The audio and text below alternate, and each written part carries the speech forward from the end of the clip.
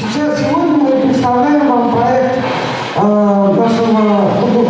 Я хочу вам представить куратора этого проекта и передать слово Виктории Юшкиной, которая вам подробно расскажет о нашем сегодняшнем вечере. Пожалуйста. Немножко перекрестное представление, а это Елена Лунова, один из кураторов фестиваля «Кубик-фест», куратор выставки в Академии художеств, который вы все можете посмотреть до 7 числа. Я очень сильно рекомендую, кто еще не был, потому что две огромные площадки, две огромные выставки в Академии художеств и в Мухинском училище. Не пропустите, там сложные технологические вещи, которые требуют, чтобы вы посмотрели. Вот. А сегодня у нас такая программа. Сейчас мы немножко поговорим об этой инсталляции с художником, который ее сделал.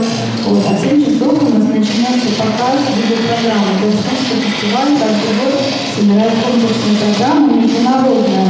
И это работа художников со всего мира, которые объединены какой-то тематикой. И мы с вами посмотрим эту программу, которая отбирала куратор из Германии, Драйвер, и можем там немножко поговорить об этом. Вот. Это начнется в 7 часов. Так что не уходите сразу, не избегайтесь.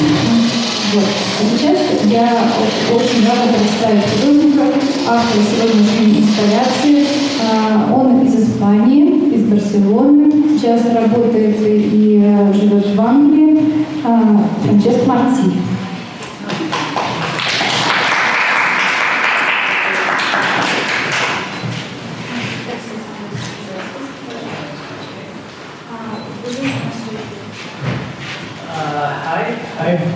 Hi for coming. Well, I present my installation. It's installation with 14 computers, and I work with image. In this installation, I have been working with Tarkovsky movies. Я представляю вам мою инсталляцию, которая сделана на основе фильмов Тарковского. In my work, I like to work with samples, small pieces of movies and sounds. Sometimes the small pieces are 5-10 seconds, and sometimes I use some milliseconds of sound and frames. Мне нравится работать с маленькими кусочками видео, они все небольшого размера, видео и звука, они там 5, 7, 10 секунд, и это видео сэмплирование.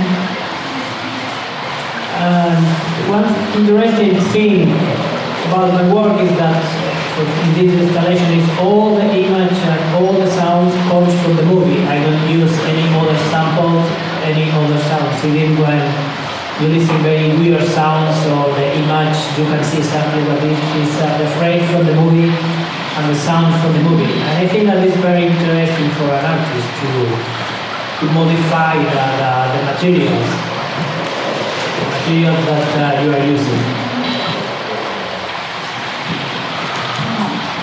Я не использую какие-то, но я использую именно фрагменты из фильма Тарковского. Здесь нет никаких посторонних звуков и ни одного постороннего видео. Это все фрагменты из работ мастера из фильма Тарковского.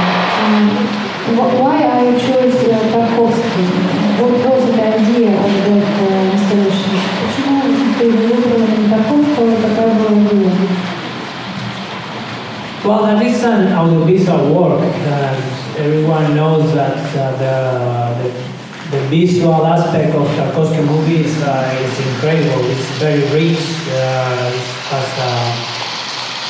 Just seeing the image, maybe you haven't seen the movie, but you see a frame, you say, oh, that looks very nice.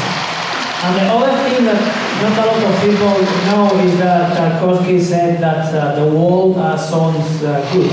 I think that was the reason he doesn't use a lot of music in his movies, because he likes how the sounds that we can find closing a door, the car, people talking, and that kind of sound that I use in my work. Then Tarkovsky movies were perfect material.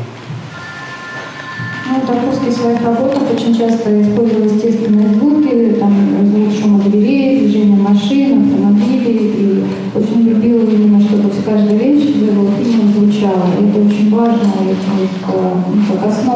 как идея.